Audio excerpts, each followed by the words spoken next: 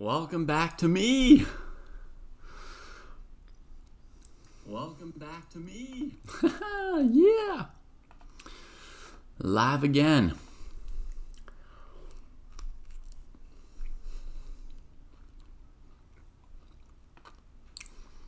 Okay. Yeah, is YouTube not working again?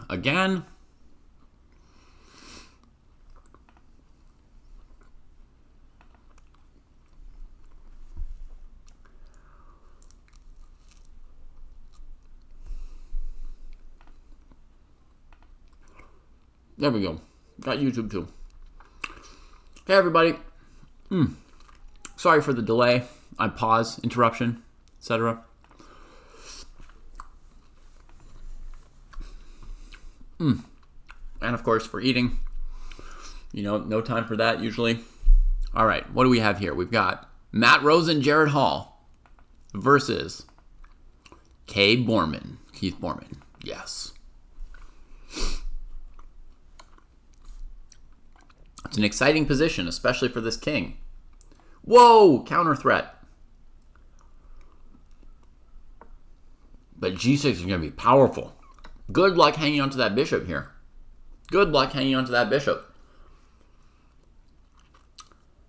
KB's low on time. They've spent 13 minutes on the opening on 16 moves. But now they're going to pluck a piece, and we'll see if they've got the endgame technique not only to win an endgame up a knight, but to win it basically automatically. With very little time to think.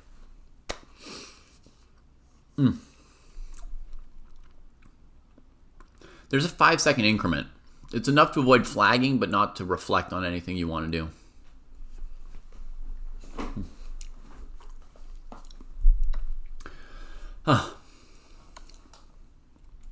I had to go help with the kids for 10 minutes. But it looks like I'm good to do another half hour of commentary here. So we're having a good time. I'm happy to be back. Rook comes out. Got to get these pieces out. Even in the endgame, there's a development component or a development phase, especially if you didn't finish development in the opening. But because the places you want your pieces on can sometimes be different in the endgame than in the middle game or opening, very often, right after a transition to the endgame, there's kind of an endgame development phase, in my opinion. Which could also be thought of as a repositioning versus development, but it's like a phase where you've got to get your pieces from a certain set of squares to a different certain set of squares.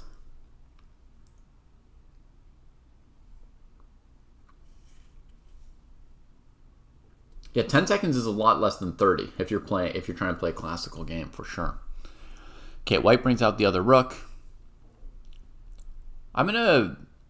Nice move from KB, trying to counter the open file while developing this piece. Very nice. I'm going to review the opening real quick. White avoids a rook trade, which I agree with.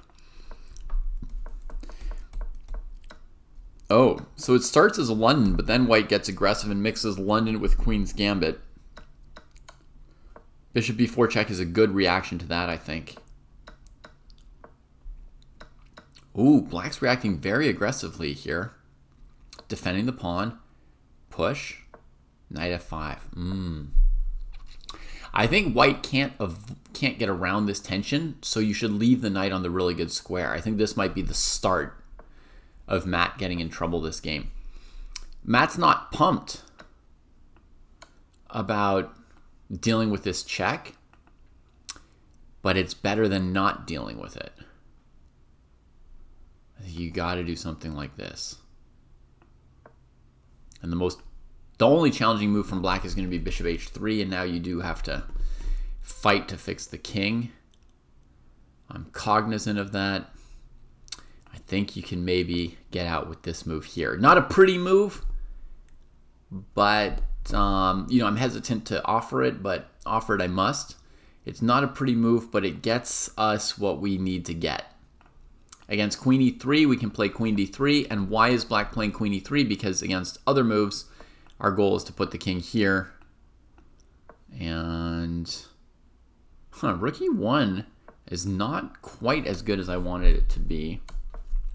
So maybe now we still have to spend a move on queen d2, covering that. Black should develop. We develop. Okay, the king is going to be loose. No getting around it. But, you know, bishop will come to f3. All the pieces are coordinated-ish. So that's what white needed to accept at this point. And Dripman is saying that maybe queen e2 was better than bishop e2 here. Yeah, because the queen has no way to go defend rook e8, huh? Yeah. I assumed the queen could play a move like queen d8, and then you'd be wishing you'd just played bishop e2 to begin with. But if the queen has no way to cover the e8 square, then exactly right, you've got time for bishop g2. And, you know, some move like this, preparing rook e8, and you get out a dodge, and actually you've got full equality for white. You're not even worse. So maybe fe5, well, for sure fe5, and maybe queen e2 is equal and bishop e2 is slightly worse. But after knight f5, yeah, now it's like, oh, well, we weren't really well poised to deal with this trade here. White tries to get the bishop where it wants, which is a pawn sack, but black doesn't even take the pawn sack. They just come after the king. And now it's just, then it just got bad as we saw. That was a piece that was dropped. Black activates the rooks very nicely.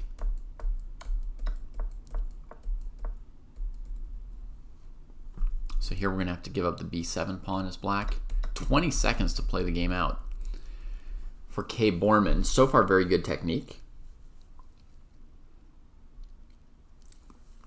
Skibix, yeah, in that line I played that I claimed was equal, I was sacrificing the c3 pawn. Kind of an ancillary thing, but if white gets ahead in development and loses the c pawn, it's okay. They can either win back a pawn on b7, or they can go knight b5, hitting the queen, and aim for knight c7 before black finishes development. Knight c7 or knight d6, winning the b7 pawn. There's going to be enough counterplay there. I have a pretty strong instinct that that was going to be equal. The a pawn's coming.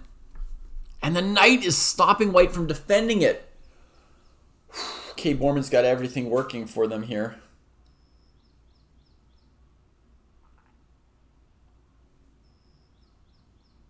Nice. Our tournament paired two training partners with each other. Love it. They'll have something to say afterwards. Rook c8, and here comes the a pawn. KB might say, you resign here.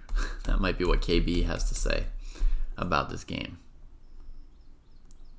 I know I've got 15 seconds, man, but at some point you can resign when you've got no pieces. And white's like, nope, it's my job to test you to the limits. It's my responsibility. I take it seriously. I intend to perform my duties. Nice little Chekovich, pushing the king away from that pawn. Now the knight can position to g4 or elsewhere. You want to pick one of these two pawns and attack it with both your pieces.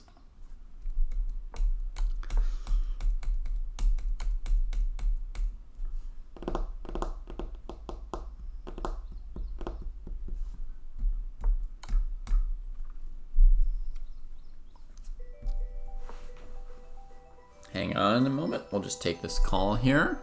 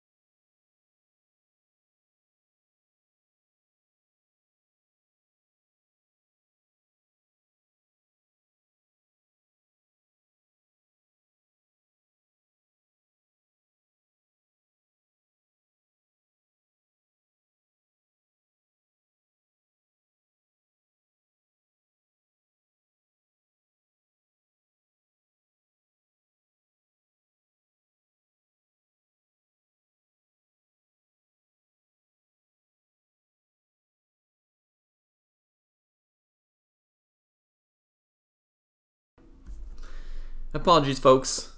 Obviously, I'm juggling you and other things at the same time right now. Oops, sorry. Anyway, KB's going to take this, right? 30 seconds is enough. Double checking before queening that it's not stalemate. The king does have the h4 square.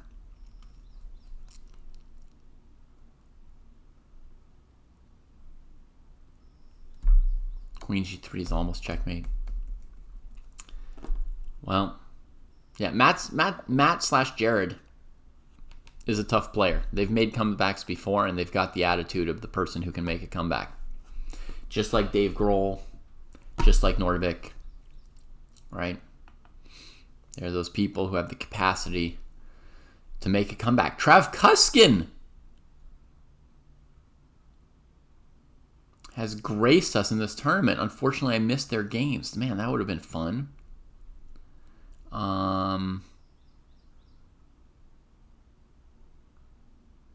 Should we check out Ion M and Lauren T?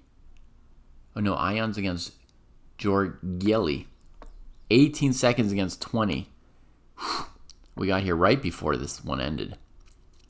Bishop against Rook, but this bishop is so good. It's not that easy for Black. I'm not sure who's better. Oh, Black engineers a Rook trade.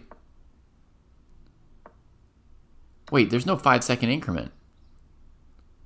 They're playing a bullet game. I'm not watching bullet games. Get out of my face, bullet games. All right, here's a 15-minute game. V. Lauren T against Batku Bandera, who was threatening mate until a moment ago. That's been disrupted. Knight takes bishop is the next biggest threat on the board. It wasn't big enough to, play it here. So Black played an in-between move here, right? Knight b7, going after Black. Queen g5, attacking. g3, holding it together. Has Black committed to this attack? Has Black sacked like 2 pawns, it looks like? Yeah. They might have to take it all the way to its logical conclusion here. But with 8 minutes on the clock, oh, they've already moved. 30 seconds used. This is pretty committal. Maybe you could have thought for 2 or 3 minutes on this move before going for it. And Rook e3 in 2 seconds. Holy cannoli.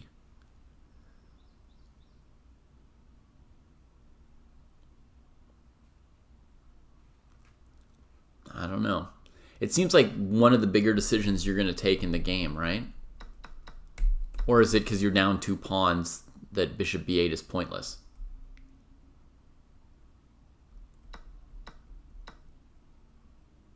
Just by solving a couple puzzles before your games, Wesleyano? That's your new method that's just skyrocketing you?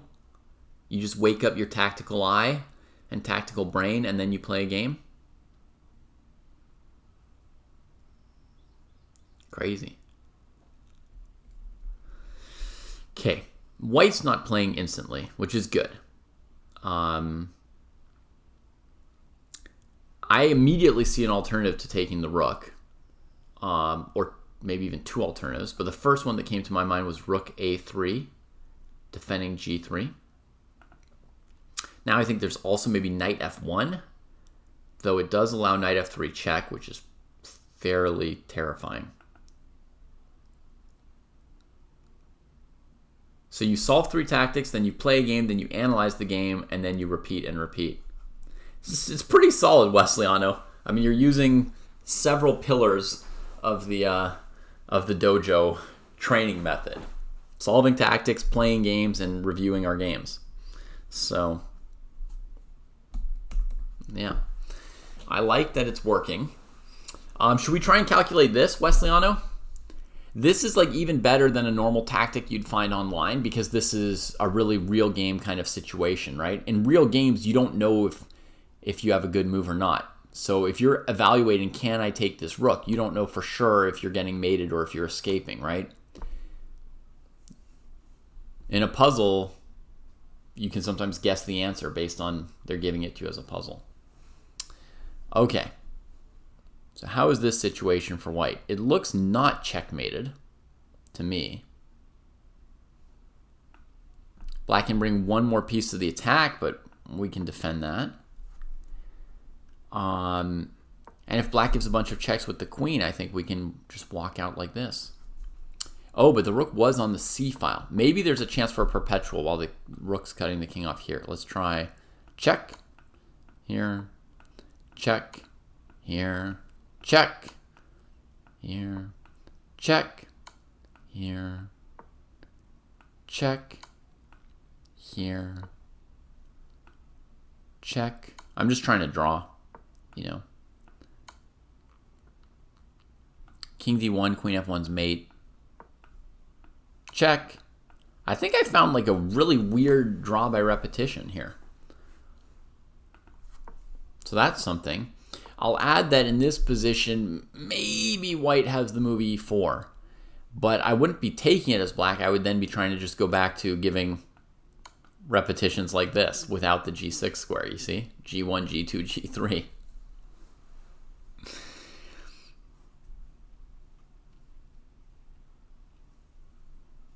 Julian told me a crazy theory that you need to have a triangle to have a perpetual check. If there's a triangle, you have it. If there's no triangle, you don't have it. I still haven't understood it, but it's made me laugh for months. You got to have the triangle. And I would be looking at a position with him, and he'd be like, okay, you've got the triangle. There's perpetual. And I didn't see where I had the triangle. Or he'd say, you don't have a triangle here. Stop saying you can draw. What? Catalan for white, Sicilian for black. Those are high-class openings.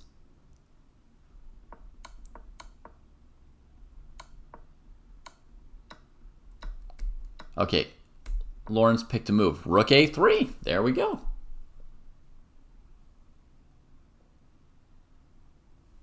Those are some of the most complex openings. Yeah, Wesleyano. They lead to very rich games, and they're what I consider to be openings that are very demanding for both players.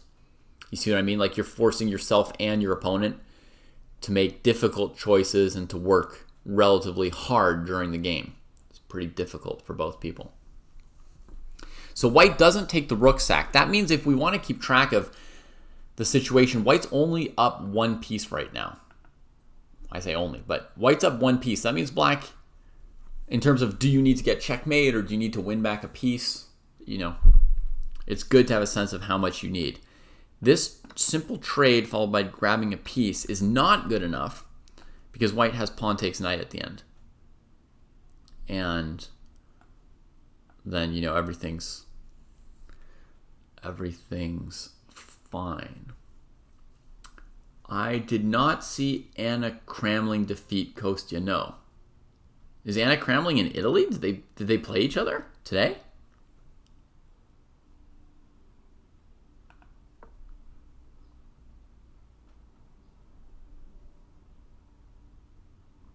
Or is this some other situation from the past, some blitz game online somewhere? Anna's at the Olympiad. Okay. If it was a random blitz game somewhere, I didn't see it, and, you know, I don't care to. I don't take blitz games very seriously. Rook a3. Batku is deep in thought.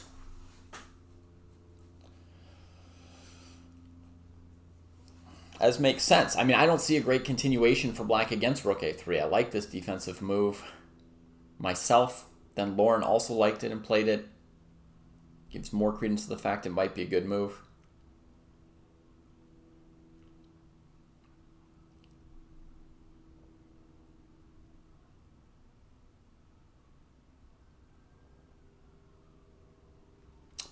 Yeah, Soren, that's the one line I gave. At the end of it, white can take the knight on h4.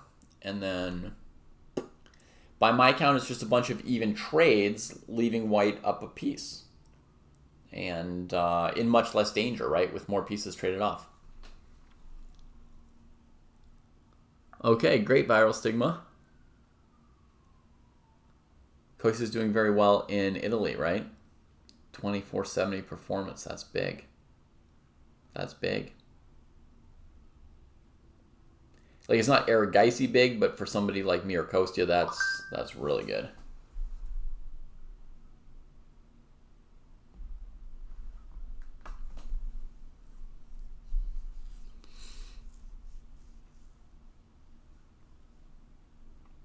Anybody see something for black here?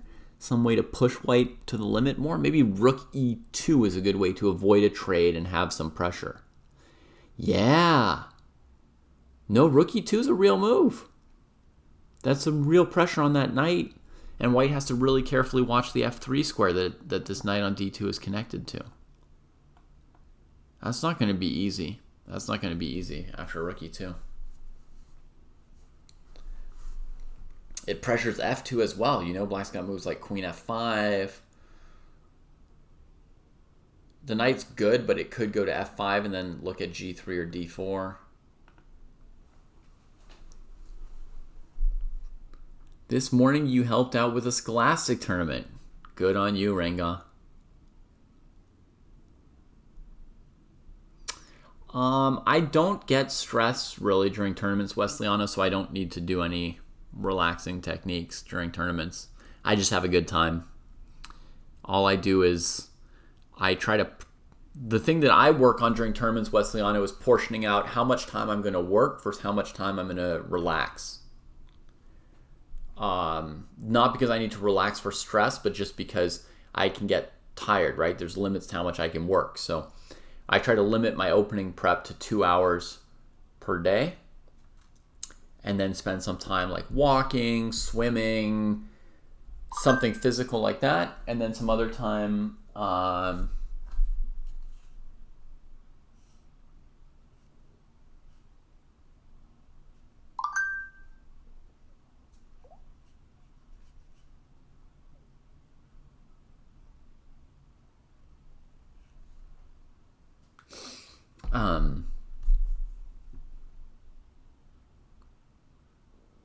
yeah, so I try to maintain my energy and keep myself in good mood and spirits, spend a little time on socializing, eat healthily, do a little exercise, try and fit all that into the day, as well as 1.5 to 2 hours of opening study.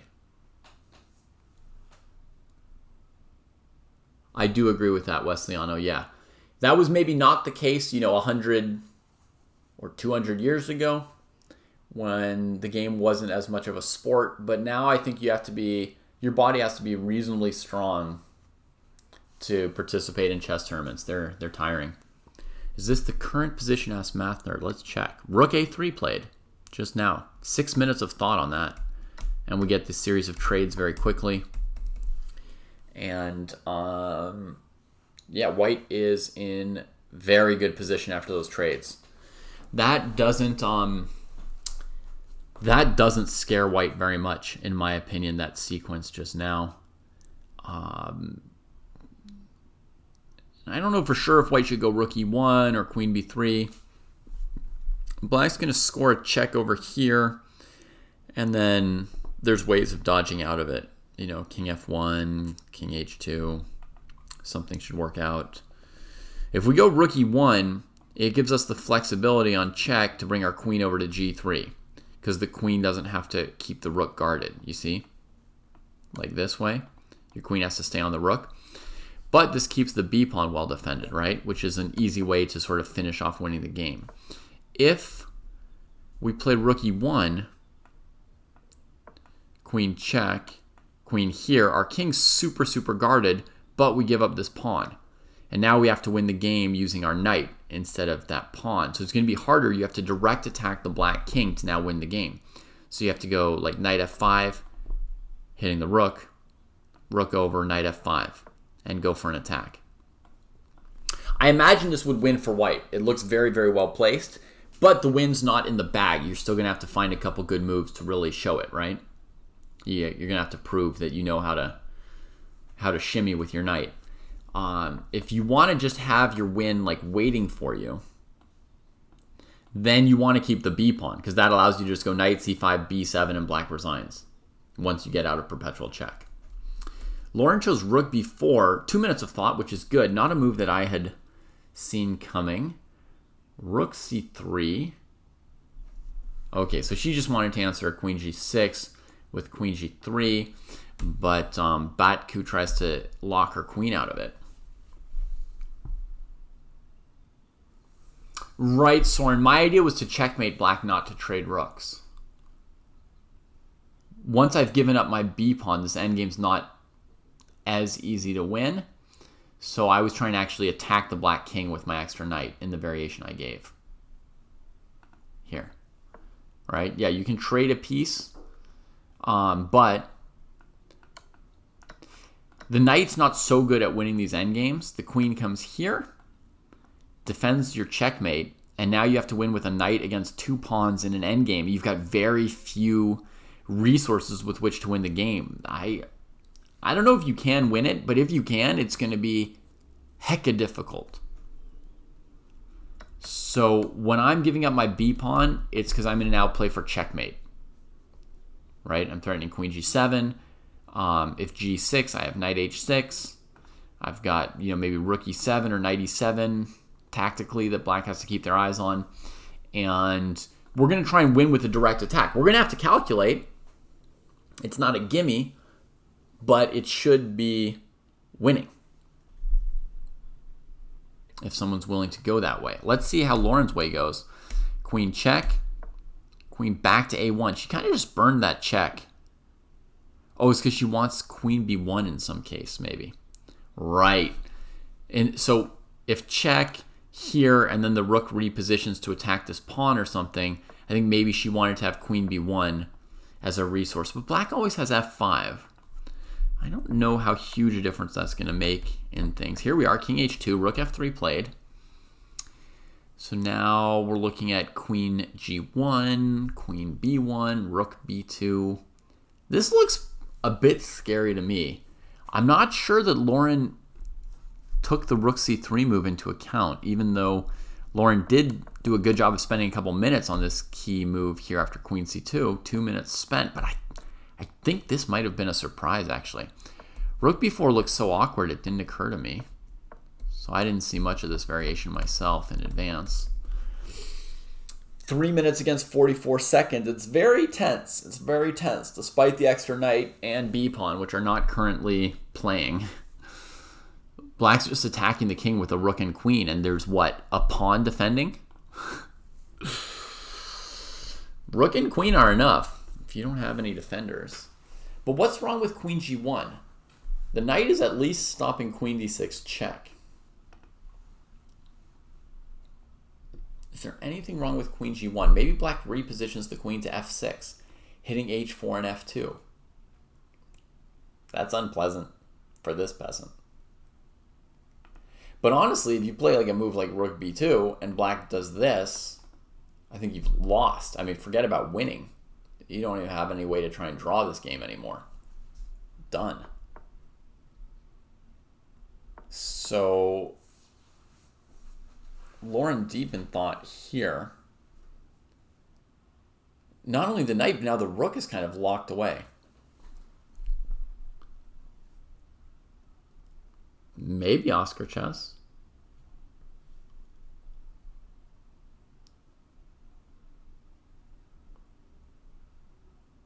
If queen g1, wouldn't black play rook h3? That's a good option as well. Marble. Yeah. Ay, ay, ay. Oh, sorry, Wesley. I know there's a lot going on. Do I have advice for you for next Saturday playing a FIDE tournament of time control 10+3? Yeah, try and play a couple games 10+3 beforehand just to get a little bit more used to the time control. Queen g1 was played. Queen b1 was played, restraining the black queen. So that at least forces black to spend a move on f5.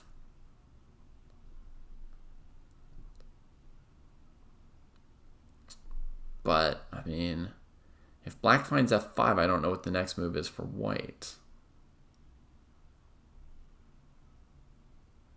I guess queen g1 now, that there's no longer that rook check in the back. Wouldn't it be weird if black should have played f5 without taking here? That would be weird. Rook f5. That's a weird defensive move, and it should lose to knight d6, shouldn't it? What's black's intention here?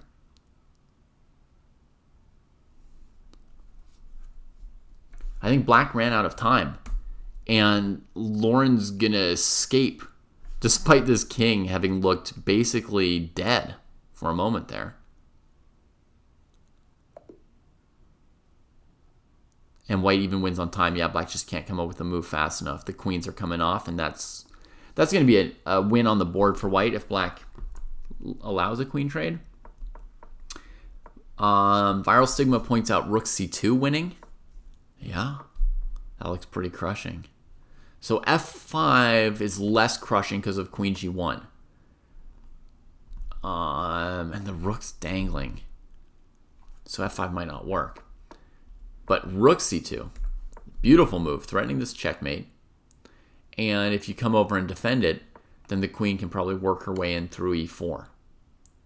A square we've gained access to with rook c2. It's a beautiful move by Stigma. And that's checkmate in 2.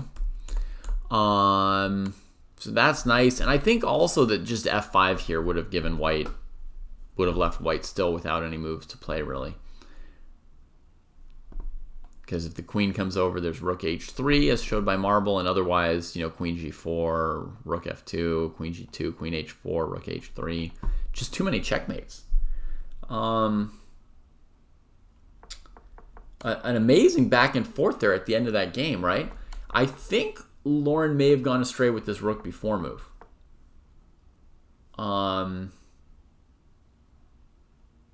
Yeah.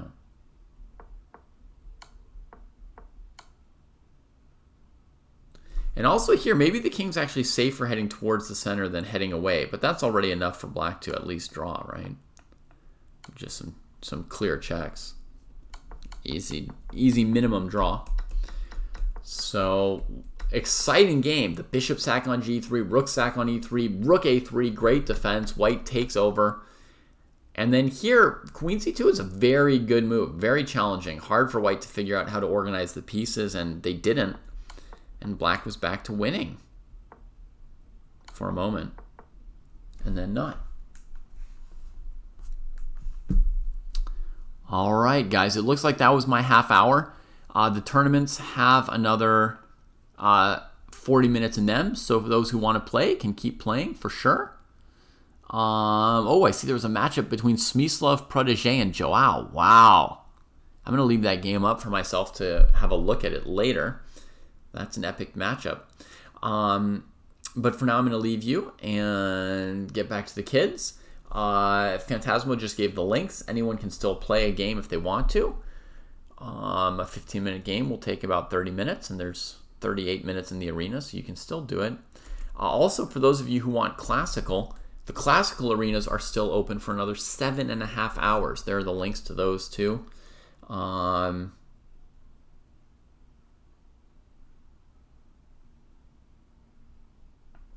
And I'll send the links to the YouTubers as well. So be well, everybody. Take care. Tomorrow I'll be with my family, and Monday I will do Olympiad coverage. So I think I'll see you all on Monday probably at some point. I'll be doing a bunch of hours of streaming, Olympiad, maybe some of my own training, study, and so forth. So see you then. Tomorrow should be another good day at the Olympiad. So sorry I won't be able to spend it with you, but we'll enjoy what we've got when we've got it. Peace out. Send a raid, David.